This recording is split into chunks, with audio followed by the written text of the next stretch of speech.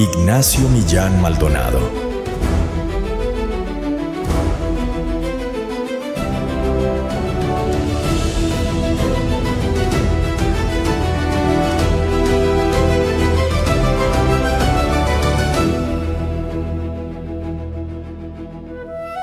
Convencer a Diego Rivera de que se atendiera médicamente fue una de las victorias más silenciosas y más decisivas de Ignacio Millán Maldonado. No era cualquier paciente, era el muralista más famoso de México, un hombre que desconfiaba de todo lo que oliera a ciencia institucional o medicina imperialista.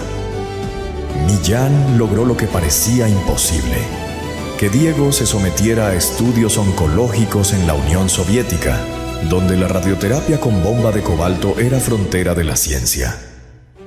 Rivera superó la enfermedad y murió años después, no de cáncer, sino de un fallo cardíaco. Desde entonces, entre médico y pintor se tejió una amistad tan entrañable como conflictiva por el carácter explosivo del artista. Ignacio Millán había nacido en San Ignacio, Sinaloa, un pueblo minero del que salió para estudiar medicina en la Universidad Nacional. Se tituló en 1922, cuando México aún buscaba orden después de la Revolución. Ejerció en Culiacán, en Veracruz, y en 1929 fue enviado a Nueva York como comisionado sanitario. Allí se formó con el doctor Ira Kaplan, pionero mundial de la radioterapia. De él aprendió no solo técnica, sino una ética. El cáncer debía tratarse con diagnóstico riguroso, no con charlatanería ni milagros.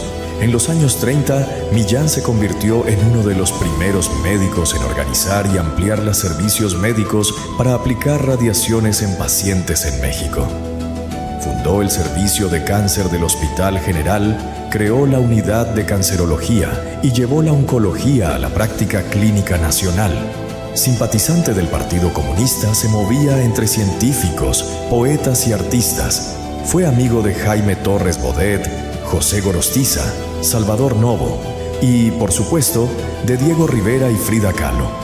En 1931 presenció el escándalo del mural destruido en el Rockefeller Center, cuando Rivera pintó a Lenin en el corazón del capitalismo. Millán estaba ahí, viendo cómo arte, política y poder chocaban en tiempo real. En 1948 fue electo por delegados de 46 países como primer presidente de la Comisión Internacional de Lucha contra el Cáncer. Formó generaciones de médicos en la UNAM y el IPN, fundó la Sociedad Mexicana de Oncología y convirtió la ciencia en un acto de servicio público. Diego Rivera lo inmortalizó en su mural del Centro Médico La Raza. Y desde 1968, la medalla Ignacio Millán Maldonado es el máximo honor de la oncología mexicana. Ignacio Millán no fue solo un médico, fue el hombre que llevó la ciencia al cuerpo social, el ángel que salvó a Diego. Y uno de los pocos que entendió que curar también es una forma de patria. Porque no solamente fue médico, sino un hombre con altas dotes morales y humanas.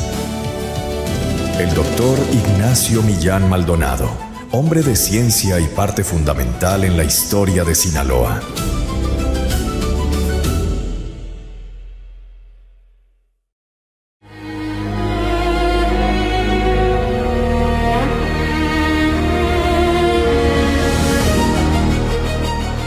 En 1965, cuando el mundo se preguntaba dónde estaba Ernesto Che Guevara, un rumor encendió las alarmas de los servicios de inteligencia de México y Estados Unidos.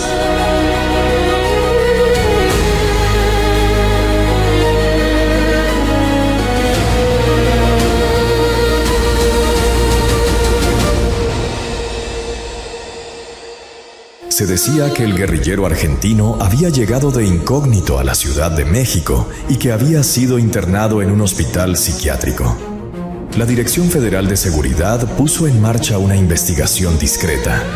Su director, Fernando Gutiérrez Barrios, ordenó vigilar hospitales psiquiátricos, ante el temor de que el Che organizara desde México una revolución continental.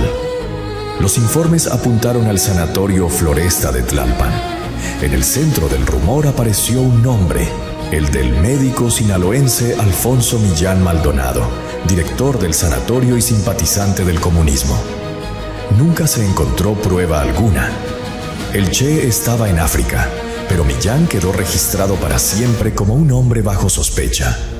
Alfonso Millán Maldonado nació en 1906 en San Ignacio, Sinaloa, un pueblo al norte de Mazatlán, recostado sobre las faldas de la Sierra Madre Occidental.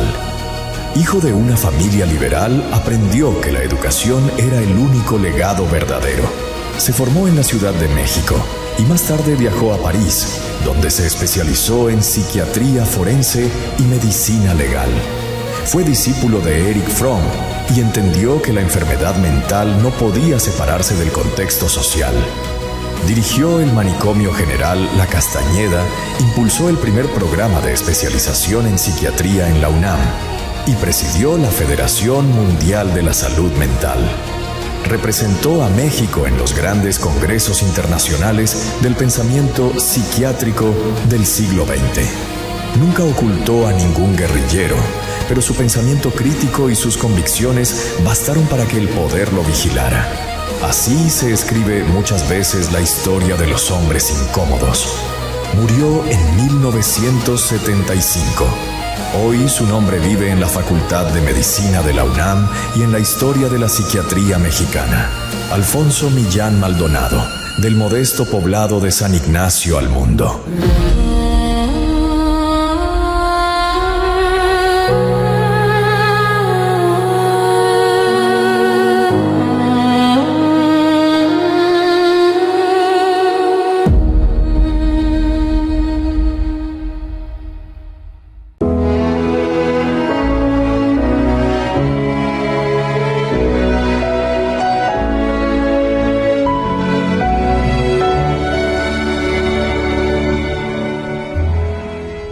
Desde San Ignacio, Sinaloa, para el mundo. Amalia Millán Maldonado, folclorista, actriz, cantante, investigadora, minera y diputada. Una mujer que dedicó su vida a rescatar la voz profunda de los pueblos indígenas de América.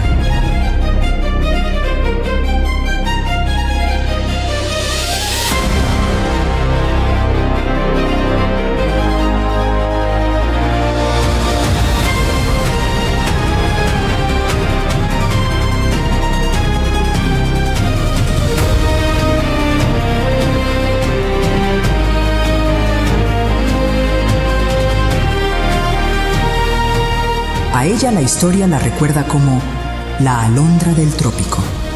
Nació el 7 de mayo de 1902, hija de una familia marcada por el conocimiento. Sus hermanos, Ignacio, médico personal de Diego Rivera, Alfonso, pionero de la psiquiatría forense en París, y Teresa, poeta y artista plástica. En ese hogar el arte no era lujo, era deber. En 1937, un error cambió su vida. Entró por accidente a una clase de folclore y ahí estaba Manuel M. Ponce, el autor de Estrellita. Desde ese día, la música indígena se volvió su patria. Cantó en lenguas otomíes, yaquis y mayas. Dominó instrumentos de todas las etnias del continente. Recorrió México recopilando cantos, danzas, ritos y leyendas. No interpretaba folclore, lo encarnaba. En 1945, su voz llegó a San Francisco. Fundó la Cátedra de Folklore en la Universidad del Sur de California. Publicó libros en inglés, inspiró incluso una ópera compuesta por uno de sus alumnos. Pero su historia tuvo otro rostro. A la muerte de su hermano mayor, heredó una mina y se convirtió en mujer de botas, pistola al cinto, descargada, confesaba, defendiendo su territorio frente al Estado. En 1959 fue electa diputada por San Ignacio. Promovió escuelas, bibliotecas, talleres para mujeres y hospitales. Hizo política sin discursos, con hechos. Reunió más de 65 trajes tradicionales del mundo. Fue autora del traje regional sinaloense y murió dejando una herencia que no cabe en museos. La identidad de los pueblos que se negaron a desaparecer. Amalia Millán Maldonado.